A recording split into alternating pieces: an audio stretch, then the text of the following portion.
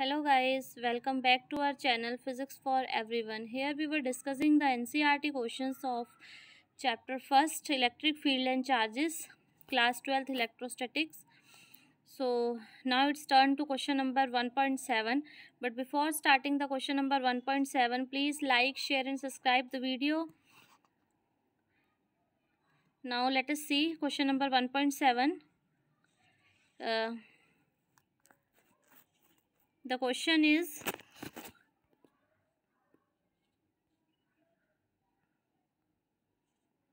an electrostatic field line is a continuous curve, that is a field line can't have sudden breaks. Why not?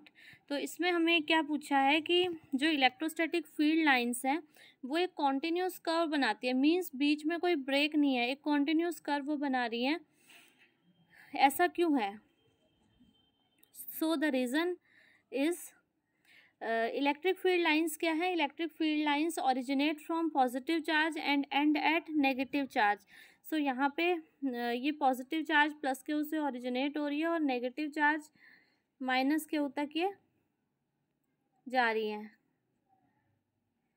तो अब अगर कोई electron flow कर रहा है, एक इलेक्ट्रॉन ट्रांसफ़र हो रहा है one body to another body, तो वो क्या करेगा? वो कॉन्टिन्यूस मोशन में ट्रांसफ़र होगा. इलेक्ट्रॉन यहाँ से प्लस के से माइनस के जंप करके तो जाएगा नहीं, सीधा जाएगा. तो क्या होगा? एक कॉन्टिन्यूस कर्व वो बनाएगा. जो इलेक्ट्रॉन का पाथ है उसी को हमने इलेक्ट्रिक फील्ड कहा है, जिस पाथ पे वो जा रहा है. तो वो एक कॉन्टिन्यूस कर्व बनाएगा, उसमें बीच में ब्रेक नहीं होगा.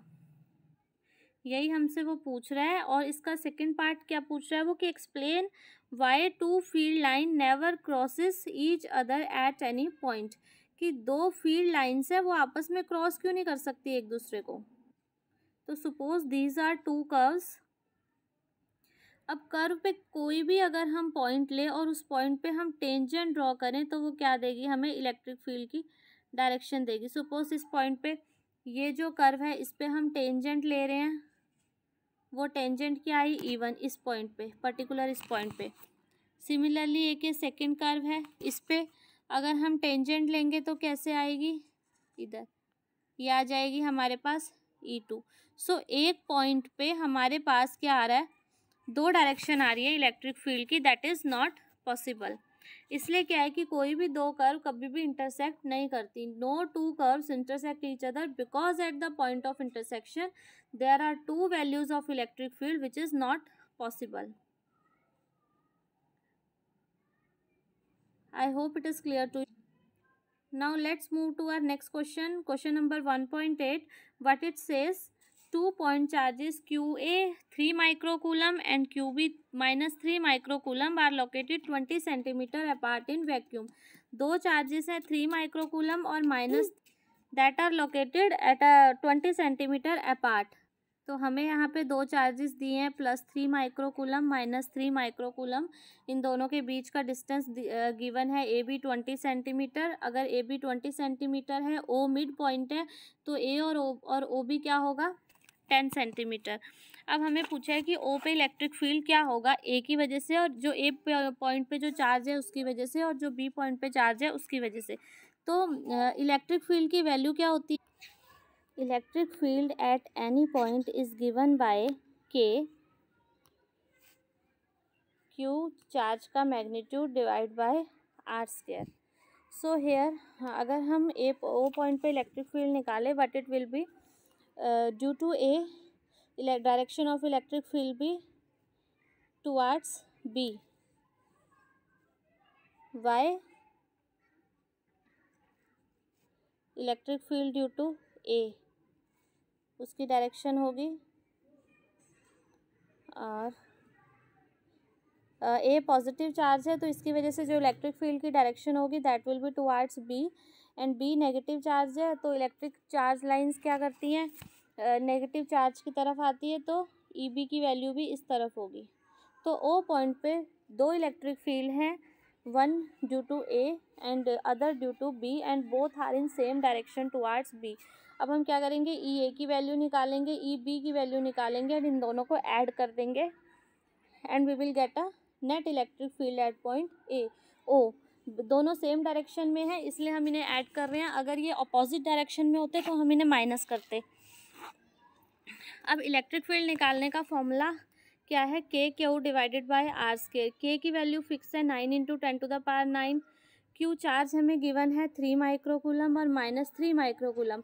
हमने यहाँ चार्ज का मैग्नीट्यूड लेना है, इसलिए चाहे 3 हो चाहे -3 हो, वो 3 माइक्रोकूलम भी बन जाएगा, पॉजिटिव हो जाएगा, मॉडुलस लगा रखा है हमने। और आर जो इनके बीच का डिस्टेंस है, सपोज हम इस पॉइंट पे ओ पे इलेक्ट्रिक फील्ड निकाल रहे हैं, तो ओ से ए का डिस्टेंस कितना गिवन है, 10 सेंटीमीटर। तो आर की वैल्यू क्या होगी, 10 सेंटीमीटर। ये सारी वैल्यूज़ हम यहाँ सब्स्टिट्यूट करेंगे और हमारा क्या निकलेगा, E1। तो यहाँ पे हमने सब्स्टिट्यूट की वैल्यूज़, के की वैल्यू 1/4πε0 लिखा है, क्यू की वैल्यू 3 इंटू 10⁻⁻6, माइक्रोकूलम को लिखा है 10⁻⁻6, और आर की वैल्यू 10 इंटू 10⁻²। आर का स्क्वायर है तो स्क्वायर कर दिया। और इलेक्ट्रिक फील्ड की यूनिट होती है NC-1 Newton per coulomb. Next फिर हमने क्या किया, इलेक्ट्रिक फील्ड, दो इलेक्ट्रिक फील्ड थे, E2 की वैल्यू निकाली। E2 की वैल्यू भी एज इट इज़ निकल जाएगी, बिकॉज चार्ज और डिस्टेंस सेम है, तो E2 की वैल्यू भी सेम आएगी। Then net electric field will be E1 plus E2, इसलिए हमने यहाँ पे ये 2 लगाया, डबल कर दिया, और 1/4πε0 की वैल्यू यहाँ सब्स्टिट्यूट करेंगे। फिर हम ये हमने सब्स्टिट्यूट कर दी, 2 इंटू 9 इंटू 10⁻⁹। चार्ज की वैल्यू हमें गिवन थी 3 इंटू 10⁻⁻6। आर की वैल्यू सब्स्टिट्यूट करी, एंड ये सॉल्व करके हमारे पास इलेक्ट्रिक फील्ड की वैल्यू आ जाएगी। नेट आंसर जो आएगा, वो जो नेट इलेक्ट्रिक फील्ड आएगा, that will be along OB, ये हमने डिस्कस कर ही लिया है। एंड इलेक्ट्रिक फील्ड की यूनिट न्यूटन पर कूलम, ये लगानी भी ज़रूरी है। हमने सारा क्वेश्चन SI यूनिट में सॉल्व किया है, इसलिए जो इसकी यूनिट आएगी वो भी क्या आएगी, SI में आएगी। इलेक्ट्रिक फील्ड की unit that is newton per coulomb. I hope it is clear to you. Next इसका जो सेकेंड पार्ट दिया हुआ है हमें क्वेश्चन का, उसमें हमें क्या बोला है कि ओ पॉइंट पे हमने एक चार्ज रख दिया 1.5 इंटू 10⁻⁻9 कूलम। अब ये जो चार्ज है, ये यहाँ पे हमारे पास -3 था, यहाँ पर 3 माइक्रोकूलम था।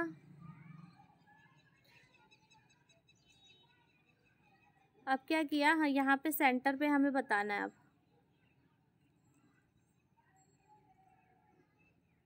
कि यहाँ सेंटर पे अगर हम चार्ज क्यू रख रहे हैं, ये 1.5 इंटू 10⁻⁻9, तो ये कितना फोर्स एक्सपीरियंस करेगा। नाउ द फर्स्ट क्वेश्चन है कि इस पे फोर्स आ क्यों रहा है, कौन इस पे फोर्स लगा रहा है इस चार्ज पे। तो ये जो अब मैंने एक चीज़ बताई थी कि एक होता है सोर्स चार्ज जिसकी वजह से इलेक्ट्रिक फील्ड प्रोड्यूस हो रहा है, एंड और एक होता है टेस्ट चार्ज जो इलेक्ट्रिक फील्ड को टेस्ट कर रहा है कि वहाँ पे इलेक्ट्रिक फील्ड है भी कि नहीं है। तो यहाँ पर जो 3 माइक्रोकूलम है, ये एक सोर्स चार्ज है, -3 माइक्रोकूलम, इसकी वजह से एक इलेक्ट्रिक फील्ड होगा। ऐसे ही 3 माइक्रोकूलम, इसकी वजह से भी एक इलेक्ट्रिक फील्ड होगा। क्यों, यहाँ पे क्या एक टेस्ट चार्ज है जो इनके इलेक्ट्रिक फील्ड को एक्सपीरियंस कर रहा है। क्यों जो है वो इनके इलेक्ट्रिक फील्ड के अंदर आ रहा है, तो इनके इलेक्ट्रिक फील्ड को वो फील करेगा। तो कोई भी चार्ज अगर इलेक्ट्रिक फील्ड के अंदर होता है, कोई भी चार्ज अगर इलेक्ट्रिक फील्ड के अंदर होता है तो उस पर एक फोर्स लगता है, और वो फोर्स क्या होता है, F, उसका फॉर्मूला होता है Q इंटू E। तो हमें यहाँ Q की वैल्यू गिवन है 1.5 इंटू 10⁻⁹, ये हमने यहाँ सब्स्टिट्यूट कर दी। इलेक्ट्रिक फील्ड की वैल्यू हमने अभी कैलकुलेट किया 5.4 इंटू 10⁻6, एंड मल्टीप्लाई करके हमारे पास आंसर आ गया। फोर्स निकाल रहे थे, फोर्स की यूनिट SI सिस्टम में होती है न्यूटन, एंड CGS में होती है डाइन। तो हमारे पास यहाँ पे किस में है, SI में हम सॉल्व कर रहे हैं, तो फोर्स आ जाएगा यहाँ पे हमारा न्यूटन में। अब नेक्स्ट क्वेश्चन इसी में एक क्वेश्चन है कि अब फोर्स तो आ गया हमारे पास, लेकिन इस फोर्स की डायरेक्शन क्या होगी, इस फोर्स की डायरेक्शन क्या होगी। अब यहाँ पर क्या था, एक नेगेटिव चार्ज था, और यहाँ पे क्या था, पॉजिटिव चार्ज था। एक मिनट मैं रब कर दूँ इसे।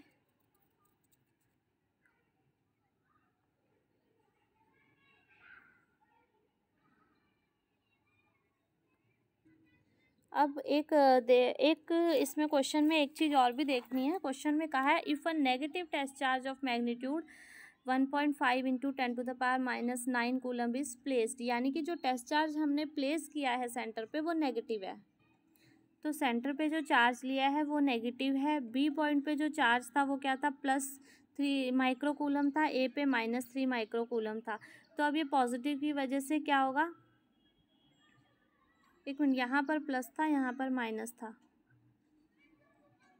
तो ये इसकी वजह से क्या होगा, रिपेल होगा, और रिपेल होगा तो ये पॉजिटिव की तरफ अट्रैक्ट होगा। तो डायरेक्शन क्या होगी इसकी, अलोंग OA।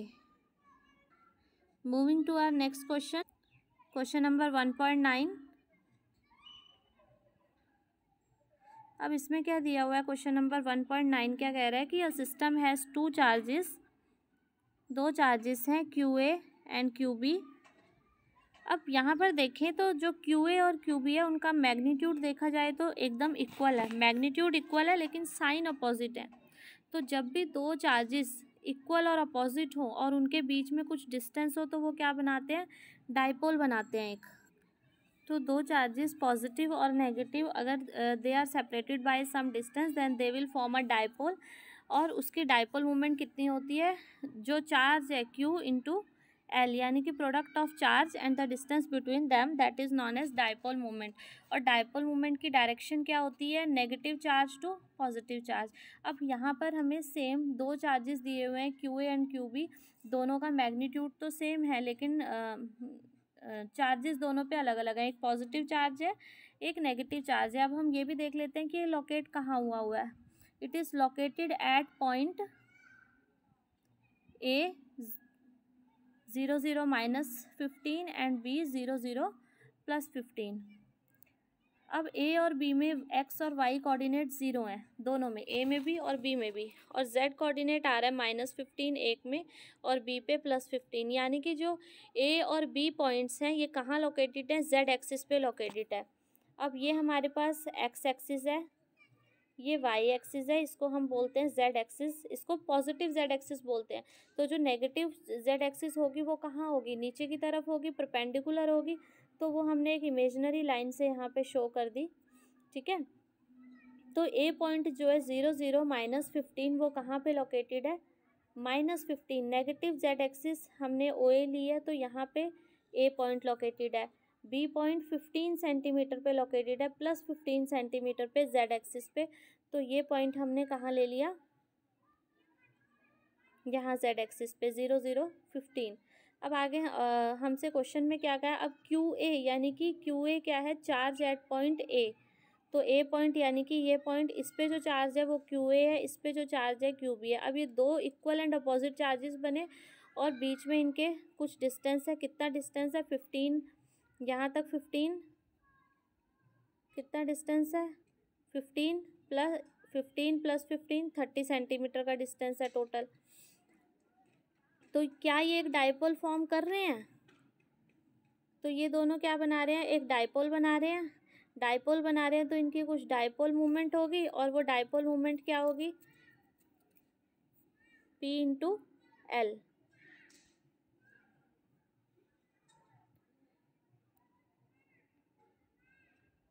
तो यहाँ पे QA दिया हुआ है, QB दिया हुआ है। सबसे पहले इसने पूछा क्या है, देखते हैं। इसने पूछा what is the total charge and electric dipole movement of the system. तो टोटल चार्ज तो हमें पता है दोनों इक्वल हैं और मैग्नीट्यूड अलग, मैग्नीट्यूड इक्वल है लेकिन चार्जेस पॉजिटिव और नेगेटिव है, तो दोनों का अगर हम सम करेंगे तो हमारे पास क्या आ जाएगा, यहाँ पर 0। और दोनों के बीच का डिस्टेंस हमारे पास 30 सेंटीमीटर है, उसको हमने मीटर में चेंज कर लिया, 0.3 मीटर आ गया। Then electric dipole moment P that is given by, अभी हमने डिस्कस किया था क्या होता है, चार्ज इंटू उनके बीच का डिस्टेंस। तो चार्ज हमें गिवन है 2.5 इंटू 10⁻⁻7, डिस्टेंस उनके बीच का गिवन है 0.3, दोनों को मल्टीप्लाई कर दिया, हमारे पास ये आ गया dipole moment 7.5 into 10⁻⁸ coulomb metre along positive z axis. Positive z axis क्यों बोला, अब ये देखो, जो डाइपोल मूवमेंट की डायरेक्शन होती है वो कहाँ होती है, negative charge to positive charge. यहाँ पे नेगेटिव चार्ज हमारा कहाँ पड़ा है, यहाँ पर एक नेगेटिव चार्ज हमारा पड़ा है B पर, नेगेटिव चार्ज हमारा पड़ा है यहाँ पर B पर, और पॉजिटिव चार्ज हमारा यहाँ है, तो डायरेक्शन कहाँ होगी, नेगेटिव टू पॉजिटिव, तो डायरेक्शन डायपोल मोमेंट की कहाँ होगी, टुवार्ड्स ओ ए। तो डायपोल मोमेंट की डायरेक्शन कहाँ है, towards O A. Now moving to our next question. I hope it is clear to you. अगर कोई प्रॉब्लम आ रही है तो आप कमेंट्स में पूछ सकते हैं। Next question is question number 1.10। इसमें हमें क्या दिया है, an electric dipole with dipole moment 4 × 10⁻⁻⁹।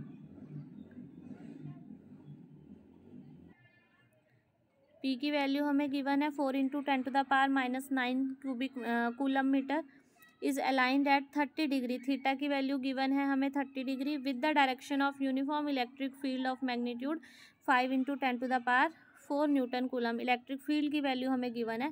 Calculate the magnitude of torque acting on the dipole. इसमें हमें क्या कहा है, एक डायपोल है जिसकी डायपोल मोमेंट हमें गिवन है 4 × 10⁻⁹ कूलम मीटर। वो क्या है, 30 डिग्री पे अलाइंड है विद द इलेक्ट्रिक फील्ड। तो इलेक्ट्रिक फील्ड की डायरेक्शन हमें ये गिवन है, इस डायरेक्शन में हमारा इलेक्ट्रिक फील्ड है और जो डायपोल है वो 30 डिग्री पे अलाइंड है। अब हमने अभी पढ़ा था कि अगर कोई चार्ज इलेक्ट्रिक फील्ड के अंदर है then it will experience a force towards electric field. तो ये प्लस क्यू चार्ज है, ये इलेक्ट्रिक फील्ड की डायरेक्शन में फोर्स एक्सपीरियंस करेगा क्यूई, और माइनस क्यू चार्ज है वो इलेक्ट्रिक फील्ड की डायरेक्शन के अपोजिट डायरेक्शन में फोर्स एक्सपीरियंस करेगा माइनस क्यूई। अब ऐसे तो ये फोर्सेस आपस में कैंसिल कर देते, लेकिन अगर इनका लाइन ऑफ एक्शन सेम होता तो ये कैंसिल करते, बट इनका लाइन ऑफ एक्शन डिफरेंट है। ये इस लाइन के अलोंग एक्ट कर रहा है, ये फोर्स इस लाइन के अलोंग एक्ट कर रहा है। सो ये जो फोर्सेस हैं ये मिलके क्या बनाएंगे, टॉर्क। सो टॉर्क हमें यहाँ पर गिवन है पी ई साइन थीटा। यहाँ पे पी ई और थीटा सबकी वैल्यू हमें गिवन है, ये सब सब्स्टिट्यूट कर दी तो हमारे पास टॉर्क की वैल्यू आ गई 10⁻⁻⁴ newton metre. I hope it is clear to you. So now moving to our next question 1.11। what this question says, a polythene piece rubbed with wool is found to have a negative charge of 3 × 10⁻⁷ coulomb. यानी कि एक polythene piece है, उसको अगर हम वूल के साथ रब कर रहे हैं तो पॉलीथीन जो है उस पर नेगेटिव चार्ज आ रहा है। इसका मीनिंग क्या है, अगर पॉलीथीन पे नेगेटिव चार्ज आ रहा है तो मीन्स उसमें कुछ इलेक्ट्रॉन ऐड हुए हैं, और हमने उसको रब किसके साथ किया, वूल के साथ। यानी कि कुछ इलेक्ट्रॉन्स वूल में से निकल के पॉलीथीन पीस के ऊपर आ गए, यानी कि electrons are transferred from wool to polythene piece. तो इसमें एक क्वेश्चन इसने ये भी पूछा है कि एस्टिमेट द, तो कितने नंबर ऑफ इलेक्ट्रॉन ट्रांसफ़र हुए। फर्स्ट पार्ट तो इसका यही है कि estimate the number of electron transferred from which to which, ये हमने बता दिया, wool to polythene piece. Number of electron transferred कितने हुए वो निकालना है। सेकंड वो पूछता है कि क्या कोई मास भी ट्रांसफ़र होगा फ्रॉम वूल टू पॉलीथीन। सो ये हम करेंगे, ये हमने कल भी डिस्कस किया था। Formula Q is equal to any number of electron अगर हमें फाइंड आउट करने हैं तो हमारे पास ये फॉर्मूला होता है Q divide by E। Charge हमें गिवन है -3 × 10⁻⁷, और इलेक्ट्रॉन पे जो चार्ज होता है वो होता है -1.6 × 10⁻⁹। तो यहाँ से हमने जब नंबर ऑफ़ इलेक्ट्रॉन्स निकाले तो हमारे पास यहाँ पे से आ गई है 1.87 × 10⁻12। तो फर्स्ट क्वेश्चन का आंसर आ गया फर्स्ट पार्ट का ये। और सेकंड उसने पूछा है कि क्या हमारे पास मास भी ट्रांसफ़र होगा। तो यस, अगर हाँ इलेक्ट्रॉन ट्रांसफ़र हो रहे हैं और इलेक्ट्रॉन्स का कुछ मास है तो मास भी ट्रांसफ़र होना ही चाहिए। तो इसका आंसर क्या आएगा, यस ट्रांसफ़र ऑफ मास होगा, लेकिन कितना मास होगा, वो ट्रांसफ़र कितना होगा वो देखना है हमें। तो एक इलेक्ट्रॉन पे जो मास होता है वो कितना होता है, 9.1 × 10⁻31 किलोग्राम। इतना मास एक इलेक्ट्रॉन पे होता है, और इतने हमने अभी नंबर ऑफ़ इलेक्ट्रॉन निकाले कि ट्रांसफ़र हुए हैं। तो नंबर ऑफ़ इलेक्ट्रॉन सब्स्टिट्यूट कर दिए, दोनों को मल्टीप्लाई कर दिया, तो हमारे पास टोटल मास आ जाएगा कि कितना एक वूल से पॉलीथीन पीस में ट्रांसफ़र हुआ है। तो टोटल मास हमारे पास आ गया 1.7 × 10⁻18 किलोग्राम। सो ये जो मास है यहाँ आप देख रहे हो कि इसका ऑर्डर ऑफ मैग्नीट्यूड कितना स्मॉल है, 10⁻−18।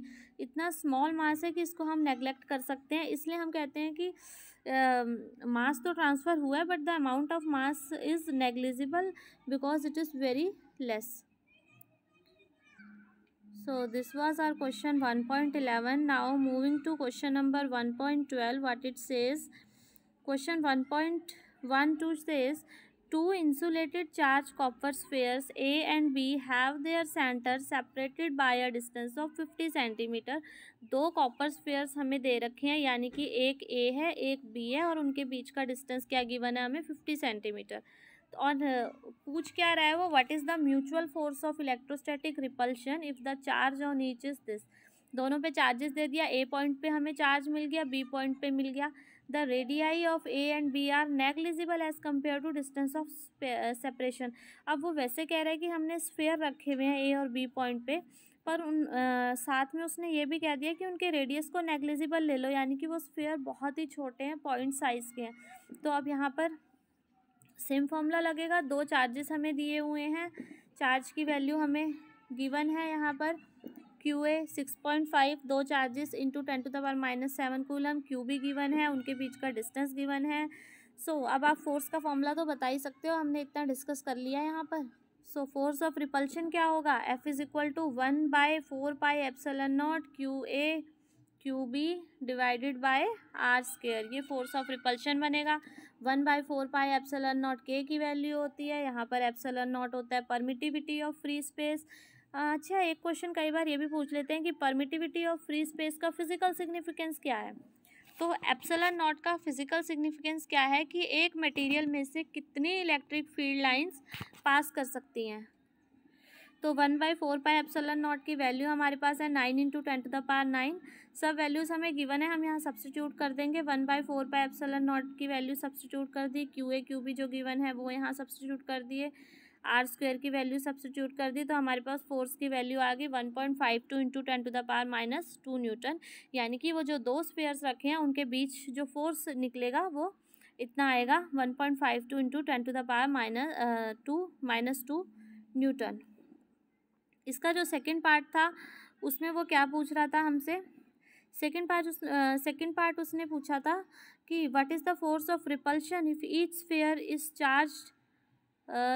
Sphere is charge double the above amount and distance between them is half.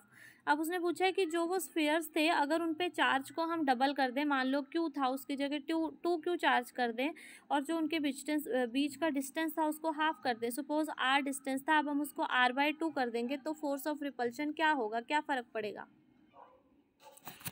सो अगर हम दोनों चार्जेस जो हैं वो डबल कर दें, K की जगह 2Q ले ले, तो फोर्स क्या बनेगा, K 2Q × 2Q divide by जो डिस्टेंस था वो हमने हाफ कर दिया, R/2 का स्क्वायर आ गया.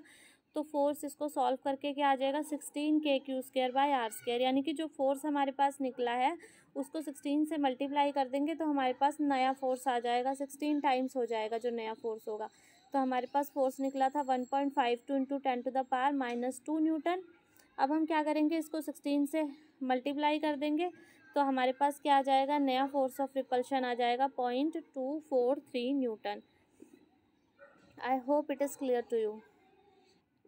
नेक्स्ट क्वेश्चन क्या गिवन है, suppose the spheres A and B, जो लास्ट क्वेश्चन में हमने 1.12 में यूज़ किए थे उनका आइडेंटिकल साइज है, सेम साइज है. A third sphere of same size but uncharge is brought in contact with the first, then brought in contact with the second and finally removed from both. What will be the new force of repulsion between A and B? तो इसमें हमें क्या कहा है कि एक अनचार्ज sphere है उसको हम एक बार A के पास लेके जाएंगे, एक बार B के पास लेके जाएंगे, तो जो नया फोर्स ऑफ रिपल्शन है A और B के बीच में वो क्या होगा. अब इसमें कॉन्सेप्ट यूज़ हो रहा है, क्या होता है कि अगर हम एक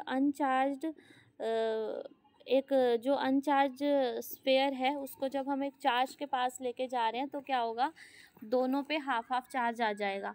तो यहाँ पे क्या है, A पड़ा है, यहाँ पर B है,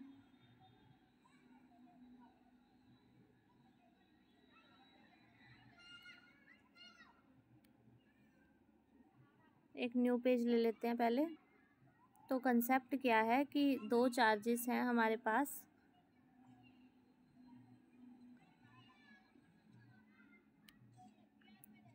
यहाँ पे ए पे है एक चार्ज, ए पे है क्यू, एक चार्ज बी पे है क्यू। अब एक अनचार्ज स्फीयर यहाँ से हम इसके पास लेके आ रहे हैं ए के पास, तो इस पे भी चार्ज तो जो अनचार्ज स्फीयर है इसको जब हम चार्ज स्फीयर क्यू के यहाँ पे ए पॉइंट पे लाएंगे तो क्या होगा, जो ए पॉइंट पे चार्ज है वो हाफ हो जाएगा और Q/2 चार्ज ए जो ए पे जो स्फीयर है उस पे हो जाएगा और Q/2 ही जो ये अनचार्ज है इसके पास रह जाएगा।